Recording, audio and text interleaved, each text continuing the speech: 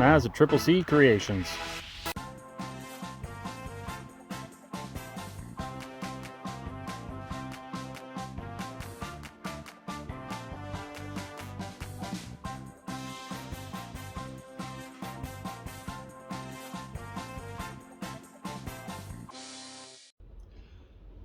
Oh, this is Maz here. It's getting late in the season. Weather's changing really fast, and we're going to stop that. Let's try that again there. The words were just not coming out. It's getting late in the season. The weather's changing fast. The cold weather is starting to come now. As you can see, I got my jacket on and everything. I can already hear the wind picking up outside. In this video, we're going to be putting my hot rod away, my little drag truck, for the season. It's too cold. The season's done for it. So I'll give you short little clips on that one. We'll take a nice little rip with it or something, or get her fired up and warmed up and put her away in the shed. Maybe I'll show you a little clip there from the drag strip there. I think I got one video or something of it going down the drag strip. If I can find that, I'll put that in. It was I believe it was a 100-shot nitrous. It's the first time we run nitrous through this truck, so it was a shakedown run. It did okay. We had some issues, but it did okay.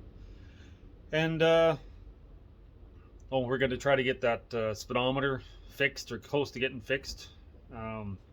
Show you that, and we'll work on 83 for that.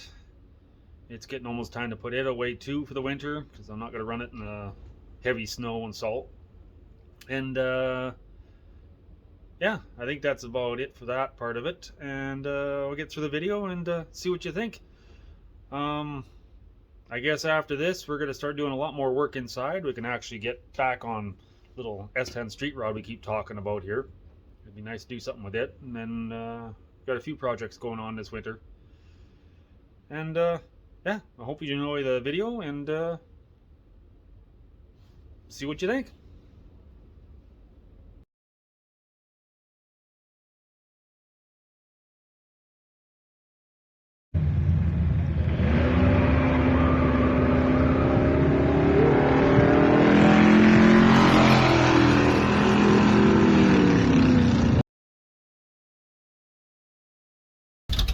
Warming up my hot rod to put her away for the season. Put her back in the shop, and that'll be it.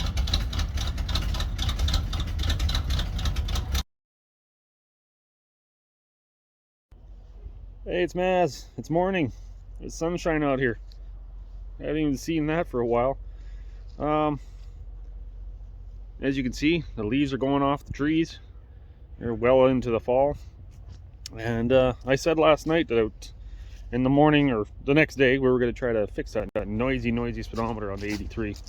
I'm sure you guys have heard it in other videos in the past and hear it screech and everything, and I want to get this speedometer pulled out. We'll pull this whole cluster out, fix the speedometer, and because it's about 20k out and it screech. It's just annoying, and I need the speedometer to be more accurate.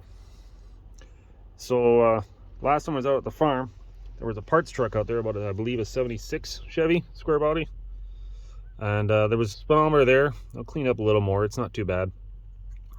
This one should work. We get to go from 140k speedometer to 160k speedometer, and for you Americans, 100 mile an hour. So unofficially, I moved this odometer. It's not a big deal, just so that the speedometer, I'm not doing anything silly, illegal. The speedometer, the odometer, I tripped it back because it had more K than this truck did. I rolled it back so that it matches this one, so we keep the accurate kilometers on the truck. So let's get on her.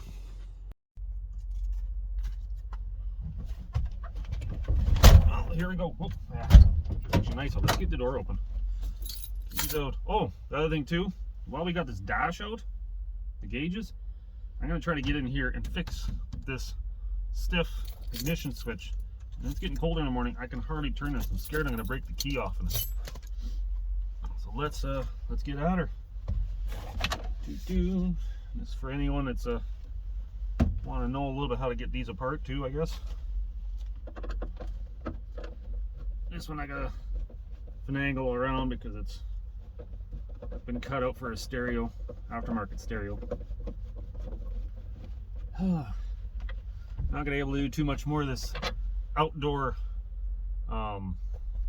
work outside. I don't like working in the cold if I don't have to. In a sec here, I'm gonna get something for these. There we go. Almost warm enough to take the jacket off again. Hey, where are we here? Take this one off.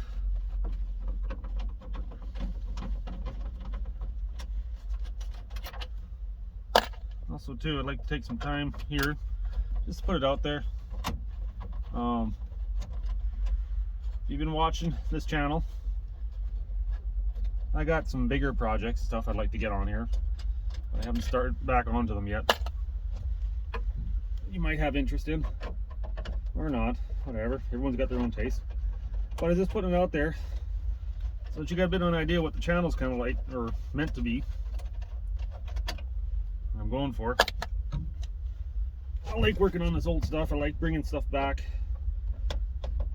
but I've never been one for 100% restored, 100% factory. It's how do you say it?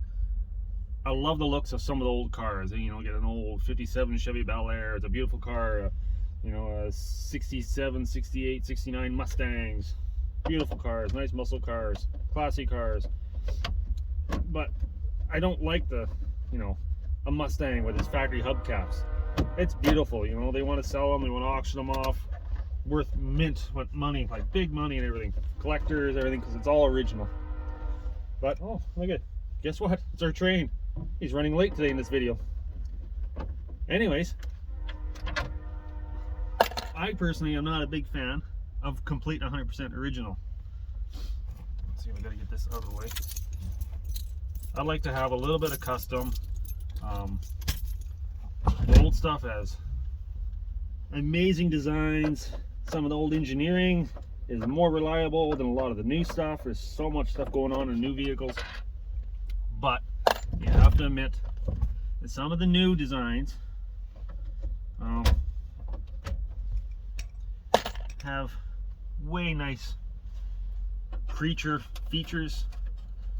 that makes it way nicer to drive, more reliable sometimes. Like this is old die-hard system, carburetor, whatever, usually hardly any issues. And easy to fix most of the time if you know a little bit what you're doing. But it's my point is I'm getting at is I would love to, you know, restore an old car, bring it back to factory if need be, but don't put the factory hubcaps on it. Put some nice rims on it, your old Kragers or a more modern, you know, modern 2020 whatever rims, just to change it up a little bit so it doesn't look like everyone else's. The short of it is, I don't like having the same thing as everyone else. When I was in high school, everybody had the 80s Camaros. You could get them, they were not stupid expensive. All the teenagers, all the kids in high school, a lot of them had Camaros and Firebirds. 80s, late 80s, early 80s, mid 70s. And I could have got a Camaro, but I didn't because everyone else had a Camaro. So what did I have? I had an old 65 Ford half-ton that my father sold to me for $1. It was his truck when he got married. And it was already hot rodded. I just had to rebuild it again. And everybody loved that truck, and I love that truck. That's one of the ones I regret getting rid of. Should have never sold it, but I wasn't thinking straight when I was younger. But the point is, there we go.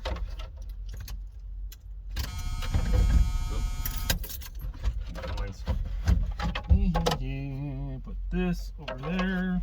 Oh, down. So the point is, I like original, but I like to put modern features in if possible,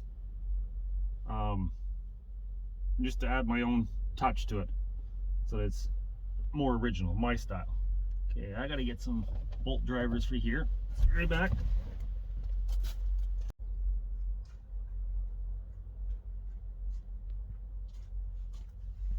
So yeah, basically what I'm getting at is I like to have my own design. I want to have my own stamp, my own creations, which is how it kind of came up with the whole Triple C creations.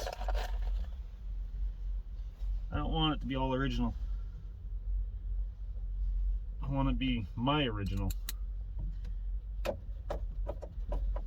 Just about anybody can call up, order up from a magazine, from a catalog, and completely rebuild a 69 Chevelle from the ground up. And it's a beautiful car. I love those cars. But then the next guy's got the same one, the same one, the same one. They're all identical. But if you can change a body line a little bit, make a funky looking gauge set, maybe different suspension, different motors. You know, if I had a good running Dodge 318, I'll throw it in a Chevy. If I got a Dodge, I'll put a Chevy in it. Got a Ford, I'll put a whatever into it. Like we got plans. We got that old plow Jeep truck I've showed in a couple of videos. We've considered pulling its decent running 6-cylinder AMC Jeep motor out and putting in possibly putting in a diesel engine. Of all things, out of a grain combine. Let's see here. Anyways, I hope that makes some sense. Like I said, if anybody wants to leave a comment or ask me questions, I will try to get back to you, and I'll answer you honestly. If it's a good or bad comment. Let's see here. Get this out. I hope this comes out. That one. Because I am tired of listening to this speedometer. It sounds like a bunch of old hamsters running around with seized up leg joints or something. Their hamster wheel. It's all dried out and goes screech, screech, screech, screech, screech, screech. Okay, now this should disconnect from behind, hopefully.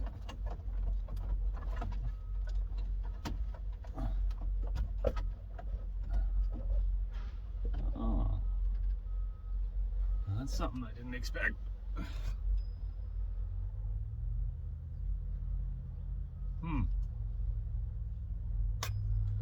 Check something here. I didn't notice this. I think I know how the cruise control works.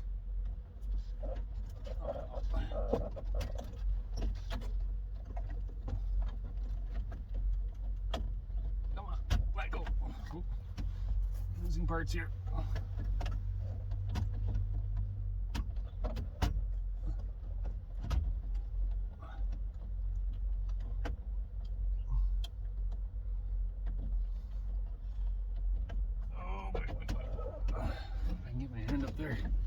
Trying to get the speedometer cable unhooked. Maybe this is easier this way. There we go. Oh, there's a whole bunch of parts here.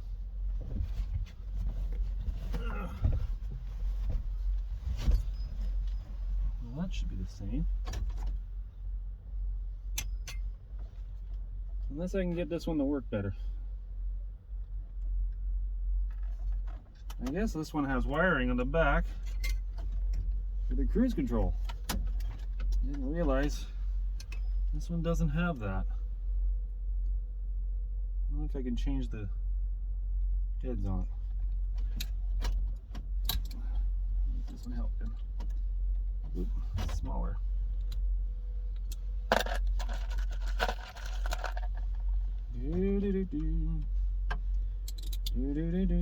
Oh yes. I'll be right back too. I have the ultimate cleaner for these things, for these gauges. If they're just dusty, I have the perfect thing for it. Just hold on. Hi, it's Maz here. We'll continue on to the next video so we can finish up on the speedo and get that all fixed up and see how that works out. And yeah, if you enjoyed this video, hit the like button, the little icon, subscribe below. Hit the bell icon on either side, wherever you see it on your screen. I'd appreciate it. It helps out so I can make up more of these videos.